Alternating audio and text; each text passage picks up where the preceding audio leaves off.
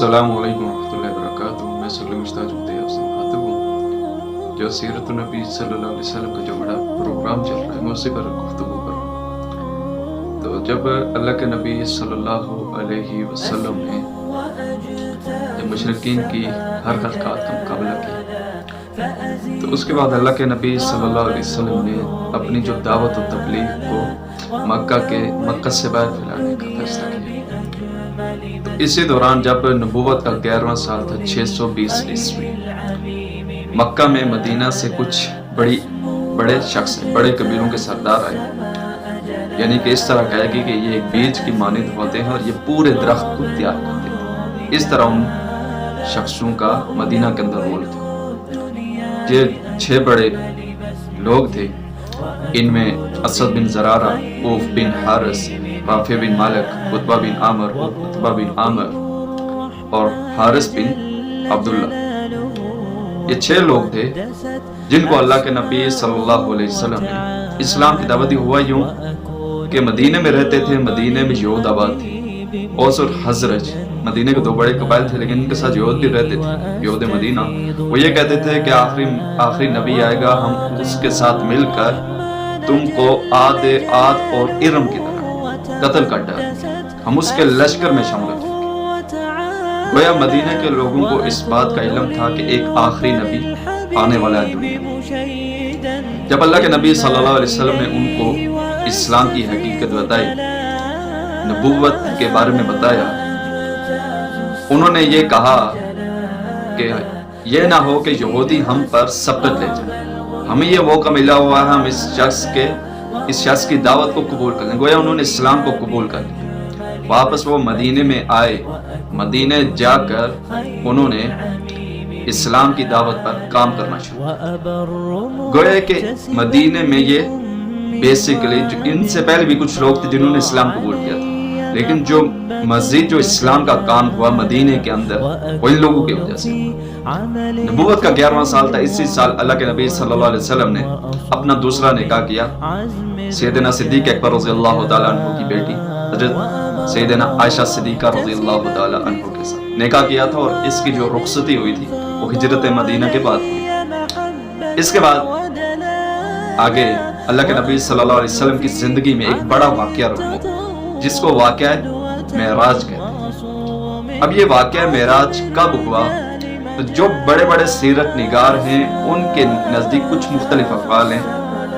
جو طبری کا قول ہے، طبری والے فرماتے ہیں، علامہ طبری فرماتے ہیں کہ واقعہ معراج جس سال آپ صلی اللہ علیہ وسلم کو نبوت ملی اسی سال آپ پیش ہوئے، یہ رہنما۔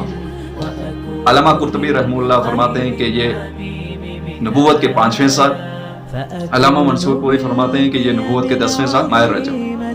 جو باقی کے 3 اقوال ہیں ان میں ایک نبوت کے 12ویں سال، ایک نبوت کے 10ویں سال رمضان کے مہینے کے بعد، اور ایک نبوت کے 13ویں سال۔ پہلے 3 قولوں کو صحیح نہیں کہا جا سکتا۔ کیوں؟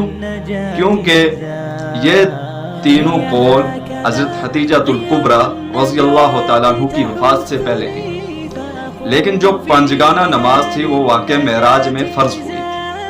جب تک حضرت خدیجہ رضی اللہ تعالیٰ عنہا زندہ تھی تو پنجگانہ نماز نہیں تھی۔ ان کی وفات کے بعد اس لیے کہا جا سکتا ہے کہ ان کی وفات کے بعد پنجگانہ نماز فرض ہوئی، اور پنجگانہ نماز واقع معراج میں ہوئی۔ واقع معراج کچھ اس طرح ہے کہ اللہ کے نبی صلی اللہ علیہ وسلم کو جبرائیل امین اپنے ساتھ لے گئے، براق پر سوار کر کے بیت اللہ سے بیت المقدس کی طرف، وہاں پر مسجد میں اور راہ کو باندھ دیا گیا۔ اللہ کے نبی صلی اللہ علیہ وسلم اترے، مسجد کے اندر جاتے ہیں، وہاں انہوں نے تمام انبیاء کی امامت کروائی۔ پھر اس کے ساتھ وہاں سے جبرائیل امین اللہ کے نبی صلی اللہ علیہ وسلم کو اپنے ساتھ پہلے آسمان پر لے جاتے۔ پہلے آسمان کا دروازہ کھلوایا گیا، اللہ کے نبی صلی اللہ علیہ وسلم اندر داخل ہوتے ہیں۔ وہاں پر تمام انسانیت کے والد پہلے انبیاء حضرت آدم علیہ السلام کو اللہ کے نبی صلی اللہ علیہ وسلم کرتے ہیں، وہ ان کے جواب میں مرحبا کہتے ہیں اور آخری نبی کی نبوت کا اقرار کرتے ہیں۔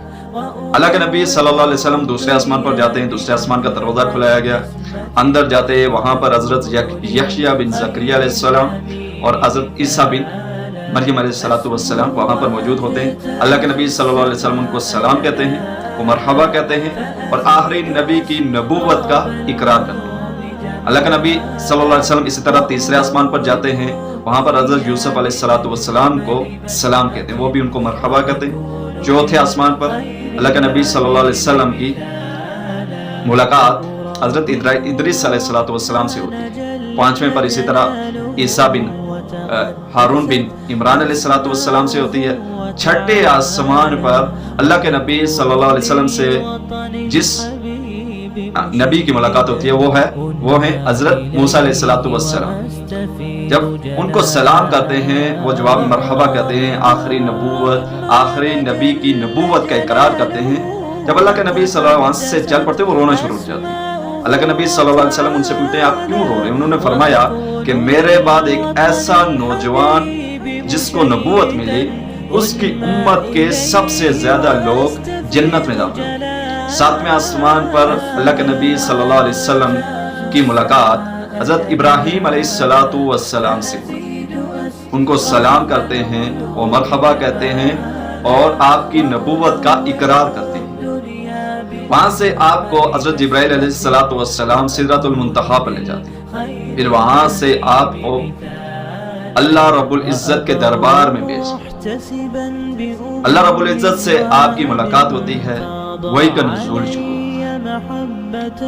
اللہ رب العزت نے وہاں پر آپ کی امت کے لیے 50 نمازوں کو فرض کیا.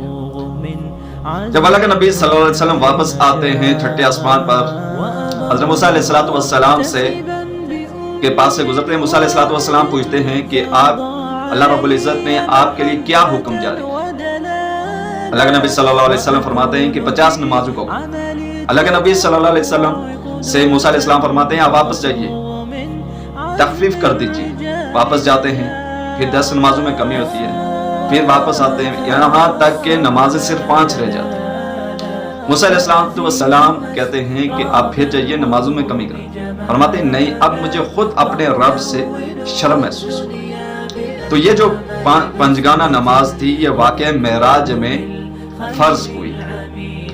اس طرح اللہ کے نبی صلی اللہ علیہ وسلم کو واقعہ معراج بیت اللہ سے بیت المقدس سے سدرۃ المنتہا, ساتویں آسمان اور اللہ رب العزت کے دربار میں پیش کیا.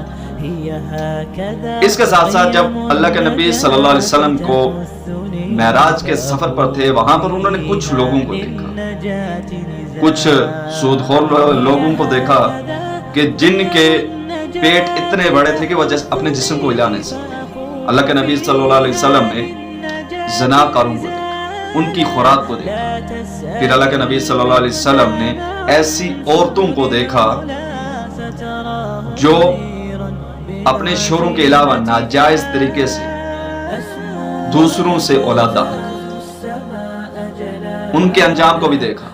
ساتھ ساتھ اللہ کے نبی صلی اللہ علیہ وسلم نے ایسے لوگوں کو بھی دیکھا جو یتیموں پر ظلم کرتے تھے, یتیموں کا مال ناحق طریقے سے کھاتے تھے. ان کے ہونٹ اونٹ کے ہونٹ کی طرح ہوتے تھے اور وہ انگاروں کو اپنے منہ کے اندر ڈال رہے. اللہ کے نبی صلی اللہ علیہ وسلم نے جہنم کے دروغ کو بھی دیکھا واقعہ معراج میں. وہ ہنستا نہیں تھا, وہ حشاش بشاش تھا. جنت کو بھی دیکھا. اللہ کے نبی صلی اللہ علیہ وسلم کو وہاں پر دودھ بھی پیش کیا گیا, شراب بھی پیش کی. اللہ کے نبی صلی اللہ علیہ وسلم نے دودھ کو پیا. ساتھ ساتھ اللہ کے نبی صلی اللہ علیہ وسلم نے وہاں پر نارات کی فیر کو بھی دیکھا, دجلہ کی نہر کو بھی دیکھا. اور یہ ایک پیشن گوئی تھی کہ آپ کی امت ملت اسلامیہ کی حکمرانی فرات اور دجلہ سے آگے تک بڑھ جائے گی, کوئی اپنا وطن ہو جائے گا مسلمانوں کا. اللہ کے نبی صلی اللہ علیہ وسلم جب واقعہ معراج سے واپس آتے ہیں مکہ مکرمہ, لوگوں کو بتاتے ہیں, لوگ پھر تکذیب کرتے ہیں کہ یہ کیسے ہو سکتے ہیں, اتنا بڑا معاملہ.